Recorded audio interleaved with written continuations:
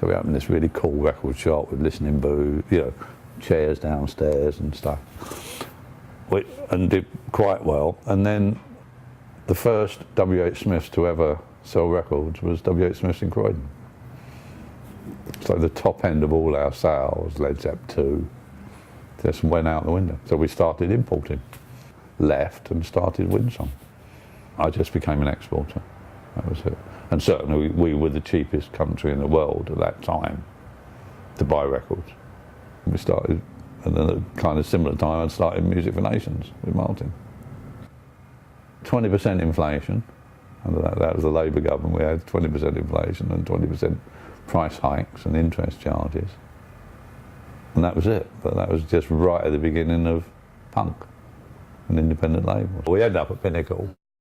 And when I went there, I just said, look, I'll give you my distribution, but don't like the stories that are going around about your financial well-being. So I want a directors' meeting so you can contra anything that I buy from Windsong against what you owe me as a label. So when they went bust, they owed MFN 20 or 30,000 pounds.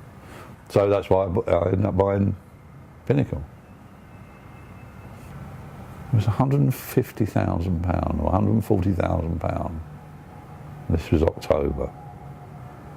And I said to the receiver, every week you're here and I'm not, knock £5,000 off the price. So it took them 6 weeks to make up their mind. And I bought it for £110,000. But the first thing I did when I moved into Pinnacle was a stock take, because there was no doubt that the back of the warehouse, all the warehouse staff walked through the back of the warehouse into the car park for lunch, and there's more records went missing out that back door than you can shake a stick at, Within the first week of me getting there, I locked that back door, 5 people quit. So, because they could, they were back to warehouse wages, not, nicking it. Well, my problem there at Pinnacle was that our price had £100,000 worth of returns, which was obviously the problem of the old company or the receiver. So they came to me and just said, we ain't buying from you until you take these returns back. I said, well, I'm not selling to you. And I did. I got 6 months in and I said to my accountants, can I afford to get out? And they said, no, you can't. I mean, I think the big turning point with all that was that there was joint distribution. If you remember that 4AD was Spartan and Rough Trade, Factory were Rough Trade and me, and Mute were Spartan and Rough Trade. So the three biggest labels actually had joint distribution. And I put my foot down and said, this doesn't work, because we're getting a new order record, all the Rough Trade guys are on the phone, we're all on the phone, phoning all the shops like, the new order record, how many do you want? Put the phone down, the new order record, how many do you want? And I went to see Tony, I said, this is a nonsense, you spend months designing a sleeve and everything, and it's sold in on a Monday morning in an hour and a bit, So I said that we're going to be exclusive. And so Tony, being Tony, said, nobody tells me what to do.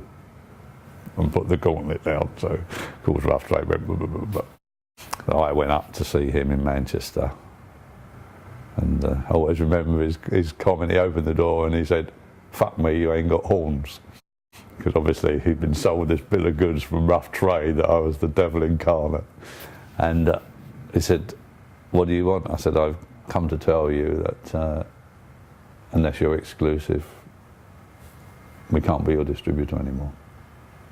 So he said, well, you know what I've said about that, don't you? I said, yeah, but I can't. This doesn't work. We are an exclusive arrangement and it's not fair on anybody else. So he said, so you've got the balls to come up here and say this to me?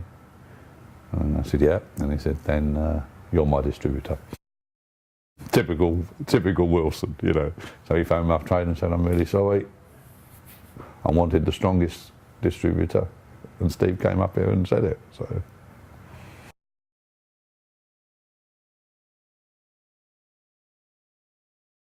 And probably the thing mostly I remember was with Rod Stewart and the Faces when they came to the Greyhound Croydon. And this was obviously when they were top of their drinking things, and they arrived late, they were drinking, and they got on stage late. And then it was a Sunday, we used to promote on a Sunday, strict licensing laws, finish at 10, everybody out by 20 to 11. And then I don't know if you remember, we used to have those 600 cushions all on the floor with a Greyhound Croydon. So they don't go on stage until 10 o'clock, something like that. It gets to 25 to 11. The manager of the pub comes up to me and says, if they're not off stage in 1 minute's time, you're never promoting here again. So I had to walk on stage, go up to Rod Stewart and say, you have to come off right now or I'm pulling the plug because I'm going to lose this venue. Rod turns around to the crowd and says, well, we want to go on for another 40 minutes, but this bloke says we've got to stop now, so good night. Turned round, walked off stage. I had 600 cushions buried under the stage. I got hold of Rod, I put him up against the wall and I said, right, you've had all your fun, now I'm having mine. No money, clear off.